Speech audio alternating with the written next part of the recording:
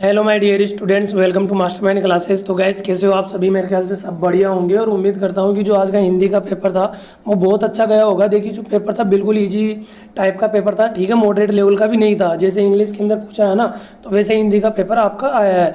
और आगे भी ऐसे पेपर आने वाले हैं, ज़्यादा हार्ड नहीं आएंगे, ठीक है। और इसी बेस पे आप तैयारी रखना है। तो एंड तक बने रहेगा, वीडियो को बिल्कुल भी स्किप नहीं करना है, ठीक है। पूरा सॉल्यूशन मैं आपको प्रोवाइड कराने वाला हूँ। और भाई, चैनल पे नए हो तो प्लीज़ चैनल को कर लीजिएगा सब्सक्राइब और बेल आइकन को प्रेस करना बिल्कुल भी मत भूलना। तो देखिए, फर्स्ट क्वेश्चन है, निम्नलिखित अपठित गद्यांश को पढ़कर पूछे गए प्रश्नों के उत्तर लिखना है, ठीक है। पहला क्वेश्चन है, पहला क्वेश्चन का जवाब आपको देना है, उपयुक्त गद्यांश का उचित शीर्षक क्या है। तो यहाँ पे इसका ऑप्शन करेक्ट हो जाएगा, ए ऑप्शन करेक्ट हो जाएगा, भैया इसका करेक्ट आंसर हो जाएगा। नेक्स्ट क्वेश्चन है, नेक्स्ट क्वेश्चन का जवाब देना आपको, एक देश को दूसरे देश से भय के कारण हो गए हैं। तो क्या कारण है इसका? तो आपको जवाब देना है, यहाँ पे इसका ऑप्शन करेक्ट हो जाएगा, सी ऑप्शन करेक्ट हो जाएगा, स्थायी। नेक्स्ट क्वेश्चन है, सबल और निर्बल देशों के बीच अनवरत चल रही है, तो किसकी वजह से चल रही है? तो यहाँ पे ऑप्शन करेक्ट हो जाएगा, A option is the correct answer. छात्रवृत्ति किस वृत्ति से भिन्न है? तो इसका आंसर हो जाएगा, ठीक है, इसका आंसर हो जाएगा यहाँ पे ए ऑप्शन करेक्ट हो जाएगा, वर्णवृत्ति से। नेक्स्ट क्वेश्चन है, नेक्स्ट क्वेश्चन का जवाब देना है, उच्च और पवित्र आदर्श के लिए किसकी प्रतिष्ठा आवश्यक है?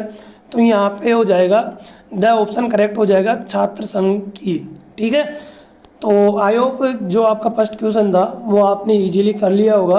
तो नेक्स्ट क्वेश्चन है सेकंड नंबर का, काव्यांश है, इसको पढ़कर आपको जवाब देना है।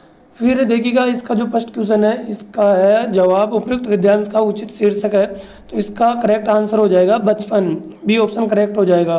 कवित्री के अनुसार चिंता के चक्कर में जीवन कैसा बन गया है? तो कैसा बन गया है? तो यहाँ पे करेक्ट आंसर हो जाएगा, आंसर करेक्ट हो जाएगा बाहर।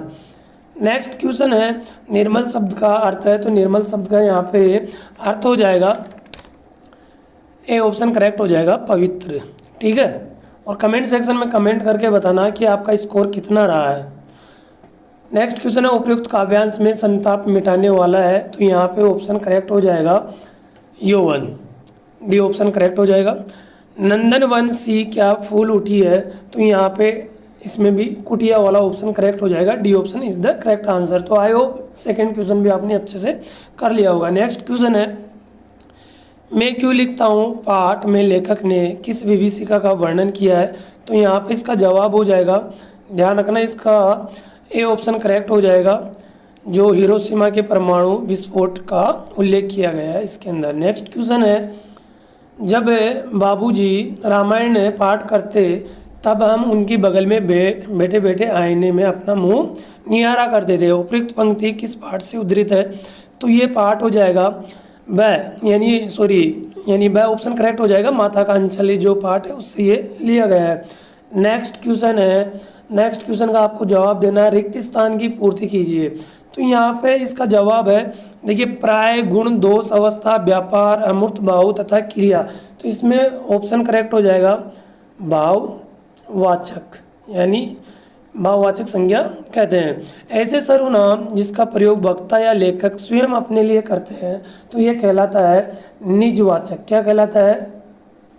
निजवाचक, ठीक है, निजवाचक सर्वनाम कहलाता है। नेक्स्ट क्वेश्चन का जवाब देना है, ठीक है, दीजिएगा जवाब आपकी स्क्रीन के सामने और कमेंट सेक्शन में कमेंट करते रहिएगा भाई, जवाब दो फटाफट से। देखिए, जिस वाक्य में क्रिया, प्रभाव या फल केवल कर्ता पर ही पड़ता है उसे क्या कहते हैं अपन? उसे कहते हैं बेटा जी आकर्मक क्रिया। कौन सी क्रिया कहते हैं? आकर्मक क्रिया कहते हैं। तो यहाँ पे इसका आंसर है वो क्या करेक्ट हो जाएगा? आकर्मक क्रिया कहते हैं। क्या कहते हैं? आकर्मक क्रिया कहते हैं। नेक्स्ट क्वेश्चन है, परिणामवाचक विशेषण के उपभेद है, तो इसके उपभेद कितने हो जाएंगे? दो। कितने उपभेद हो जाएंगे? दो उपभेद हो जाएंगे। एक बार मैं जवाब भी लिख देता हूँ, ऊपर वाला कौन सा था, यहाँ पे इसमें तो आक्रामक हो जाएगा। और नेक्स्ट क्वेश्चन है फोर्थ नंबर का, परिणामवाचक विशेषण, तो इसके कितने भेद होते हैं? दो भेद होते हैं। कितने भेद होते हैं?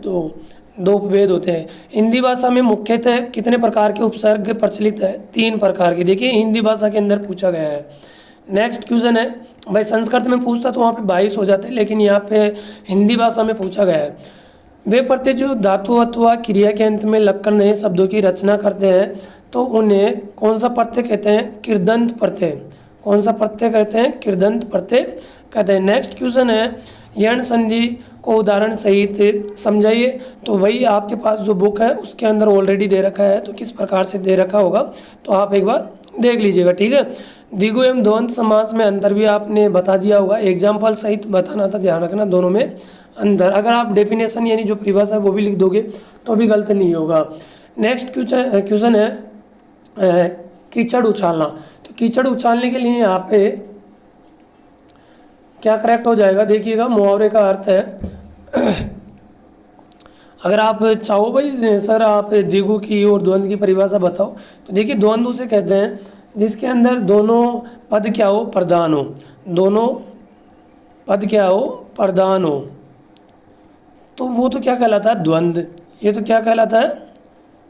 द्वंद्व कहलाता है, ठीक है। अरे भाई सही से लिख जा रहे, तो इसका जवाब हो जाएगा द्वंद्व, जिसके अंदर दोनों पद क्या दे रखे हो? प्रधान दे रखे हो। और जो द्विगु होता है जिसके अंदर पहला पद क्या हो? द्विगु के अंदर क्या होता है? जो पहला पद होता है, पहला पद संज्ञावाची हो, यानी संख्या को बताने वाला हो, संज्ञावाची हो, तो ये द्विगु समास कहलाता है। तो ये दोनों अंतर हो गए। जैसे बात करो एग्जाम्पल की, चौराहा है यानी चौराहे की बात करें, और चारपाई मान लो। ऐसे ही जिसके अंदर दोनों पद प्रधान हो, माता पिता, तो इसके अंदर दोनों ही पद क्या है? प्रधान है। कीचड़ उछालना, तो इसका मतलब होता है लाछन लगाना, किसी के ऊपर लाछन लगाना या बदनाम करना, बदनाम करना, ठीक है। आपसे आरती पूछा था, वाक्य प्रयोग नहीं पूछा था। नेक्स्ट क्वेश्चन है, नेक्स्ट क्वेश्चन का जवाब है यहाँ पे, एक साधे सब सदे, सब साधे सब जाए। लोकोक्ति का अर्थ आपको लिखना था। तो लोकोक्ति का अर्थ यहाँ पे हो जाएगा, देखिएगा, पहले एक काम, ठीक है, इसका जवाब हो जाएगा पहले एक काम पूरा बाद में। तो लोकोक्ति का अर्थ ही पूछा है, ठीक है, वाक्य प्रयोग नहीं पूछा है। अगर वाक्य प्रयोग पूछता तो यहाँ पे इसका अर्थ अलग हो जाता, ठीक है। आपको बता भी देता हूँ इसका अगर अर्थ में कैसे पूछे, तो किसी कार्य को संपन्न कराने के लिए किसी एक समर्थ व्यक्ति का सहारा लेना अच्छा है बजाय अनेक लोगों के पीछे भागने से। तो इसका वाक्य प्रयोग हो जाता है, लेकिन आपसे केवल क्या पूछा है? हिंदी अर्थी पूछा है। नेक्स्ट क्वेश्चन है, बाल गोविंद, जो बाल गोविंद भगत पाठ के माध्यम से लेखक ने क्या दर्शाया है? तो इसका जवाब हो जाएगा अपना, इसका जवाब देखिएगा,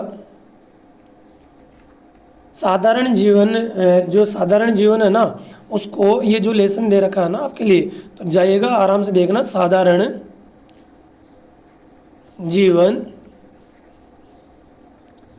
जीने की शिक्षा, ये इसके बारे में बता रखा है, दर्शाया गया है, ठीक है। नेक्स्ट क्वेश्चन है, नवाब साहेब ने खीरे की सब फाकों को खिड़की से बाहर फेंककर तौलिए से हाथ और होंठ पोंछकर किस भाव को दर्शाया है? तो जवाब दीजिएगा, इसका क्या आंसर हो जाएगा इसका, ठीक है। एक मिनट देखना है इसका जवाब।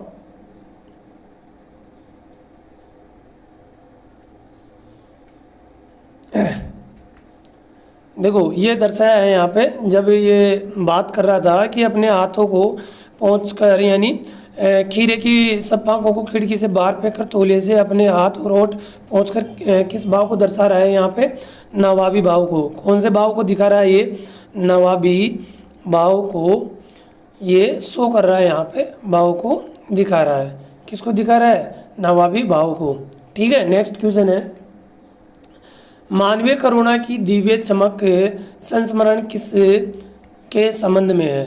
तो इसका जवाब हो जाएगा, इसका जवाब है फादर बुल्ले। तो इसका सॉरी यहाँ पे आंसर हो जाएगा बुल्के, तो ये फादर बुल्के इसका करेक्ट आंसर हो जाएगा। नेक्स्ट क्वेश्चन है, नेक्स्ट क्वेश्चन का जवाब देना आपको, एक कहानी ये भी पाठ में मन्नू भंडारी किसका प्रभाव अधिक उभर कर आया है।